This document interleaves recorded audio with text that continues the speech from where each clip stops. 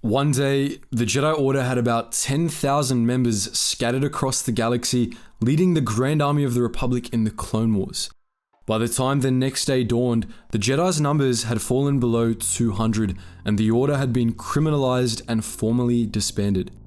This absolutely devastating decline was the result of the execution of Order 66, which called on the Republic's clone troopers to kill their Jedi generals. But while Order 66 was astoundingly effective, it was actually only the tip of the iceberg. The extermination of the Jedi didn't begin when Palpatine issued that fateful order. It had begun 3 years prior on the desert plains of Geonosis. Order 66 was only the culmination of a long, calculated campaign to wipe out the Jedi. Without 3 years of brutal warfare, it would never have worked. And in this video, we're going to explain why.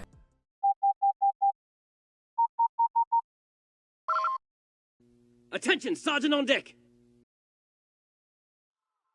If you've been watching this channel for a while, you probably know that we can't talk about something related to Revenge of the Sith without pulling a passage from the novelization. So without further ado, what is happening right now is why the Clone Wars were fought in the first place. It is their reason for existence. The Clone Wars have always been, in and of themselves from their very inception, the revenge of the Sith. They were irresistible baits. They took place in remote locations on planets that belonged primarily to somebody else. They were fought by expendable proxies, and they were constructed as a win-win scenario. The Clone Wars were the perfect Jedi trap. By fighting at all, the Jedi lost. With the Jedi Order overextended, spread thin across the galaxy, each Jedi is alone, surrounded only by whatever clone troops they command. War itself pours darkness into the Force, deepening the cloud that limits Jedi perception. And the clones have no malice, no hatred, not the slightest ill intent that might give warning. They are only following orders. In this case, Order 66. The Clone Wars occurred purely to set the stage for Order 66. Part of this was logistical. The scale of the conflict meant that, as the prior passage stated, Jedi were scattered all over the galaxy, alone and therefore more vulnerable. The Clone Wars spread the Jedi out and surrounded them with their future executioners, the clones of the GAR. All of that is somewhat obvious, but it goes much deeper. The Jedi Order was outplayed by the Sith, plain and simple. Darth Sidious and his predecessors carefully crafted a situation in which there was literally no good move for the Jedi to make. The Sith made sure that the Jedi wouldn't be able to prevent the Clone Wars until it was too late, which meant that the Jedi would have to get involved. If the Order tried to sit out the Clone Wars, the galaxy would have turned against them, and Palpatine would have been able to brand them all as traitors to the Republic much earlier. This left the Jedi with two options: fight for the Republic or fight for the Separatists. Either option would have ended the same way, with a whole lot of dead Jedi. With that said, the Sith did goad the Jedi into fighting for the Republic, and they had a pretty easy time of it too. As Yoda realized, much too late, ever since the defeat of the Sith 1,000 years before, the Jedi had been preparing for a rematch, for a second round of the new Sith Wars. The Sith were not. While the Jedi were playing checkers, the Sith were playing 4D chess. The Clone Wars were engineered to look like the new Sith Wars, however, to make the wars better Jedi baits, and the Jedi fell for it hard. Once they learned that Count Dooku was a Sith Lord, they immediately saw the CIS as a new Sith Empire pretending to be a separatist confederacy. The Jedi believed that, yet again, the battle was between the Republic and the Sith, as it had been many times before, so naturally, they fought for the Republic. As we all know, that didn't work out too well for them this time. But the true trap of the Clone Wars wasn't logistical. If Order 66 had been issued a month after the first Battle of Geonosis, it wouldn't have worked nearly as well, even with the Jedi spread thin, surrounded by clones, and left in a no-win situation.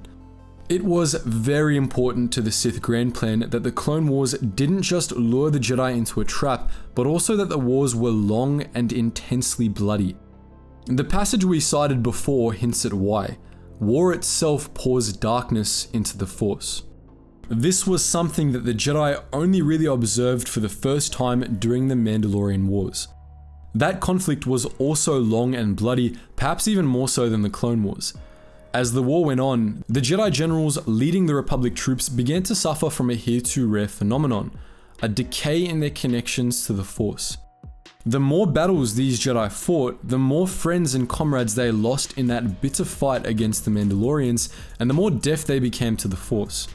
Many of these Jedi slowly fell to the dark side, which was strengthened by battle instead of weakened, while one Jedi general, Mitra Surik, lost her connection to the Force entirely. As for why this happens, the answer lies in how the Force worked. Anyone who's seen the original trilogy knows that the Force surrounded and bound all life forms together, creating a sort of universal harmony, the balance of the Force. Followers of the light side drew strength from this harmony, acting in accordance with the will of the Force, while followers of the dark side destabilized this balance by imposing their own wills on the Force, furthering their own power at the cost of life around them. No matter what the era was, the Jedi drew their strength from life around them. As lightsiders, they acted as instruments of the will of the Force, and were more powerful when the balance of the Force was maintained. Jedi established bonds with living things around them and essentially pooled their strength with these beings. It was a win-win arrangement. Connection to other living things allowed Jedi to be stronger in spirit and in the Force, which allowed them to strengthen living beings around them, helping them preserve through hardship or heal quickly from injuries. This is why light side nexuses tended to be lush and full of life, while dark side nexuses were usually desolate. The light side was at its peak when life thrived. War is the opposite of life thriving. War is the mass destruction of life. It's suffering, terror, and death on an unimaginably vast scale. Now, the Clone Wars and the Mandalorian Wars before them were awful for all involved, but they were so much worse for the Jedi than for everyone else. Because the Jedi were so attuned and connected to the living beings around them, especially to their comrades, simply being on the battlefield quite literally drained them. To a Jedi, fighting in a war was feeling a part of you die every time someone under your command got wounded or killed. There's more to it than that though. War didn't just kill, it corrupted life. Mass death created wounds in the Force which had a noticeable effect on living beings. During times of prolonged bloody warfare on a massive scale, the attitudes and behaviors of living things, sentient and non-sentient, changed. There's actual evidence from the time of the old Sith Wars of animal species on war-torn worlds changing their hunting patterns and becoming more aggressive, often spreading beyond their usual habitats to kill more prey than they needed. Sentients experienced a more subtle effect. They became more depressed, more irritable, and more prone to greed, infighting, and the like. This corruption was due to the emergence of the dark side on these worlds. As the natural balance was destroyed, the dark side naturally grew stronger. The Clone Wars destroyed the Jedi, both in terms of Force power and willpower. For 3 grueling years, the Jedi felt the deaths of thousands of men under their command, many of whom they had bonded with and had come to rely on for strength. As it had during the Mandalorian Wars, this deafened them to the Force, making them weaker and easier to kill. It also destroyed their willpower. The spirits of many Jedi were crushed under the weight of all the men they had lost, destroying them on a most fundamental level. By the time Palpatine issued Order 66, most Jedi were already dead in a very real sense. The clones just finished the job.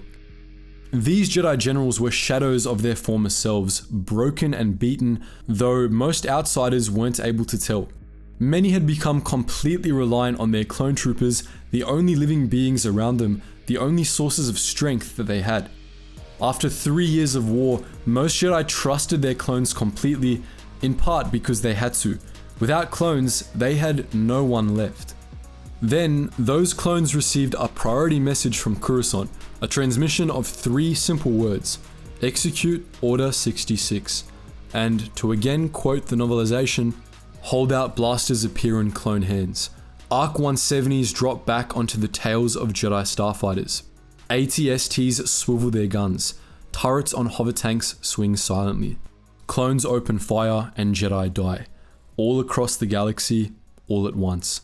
Jedi die. So that's the dark truth behind the Clone Wars and Order 66. But what do you think?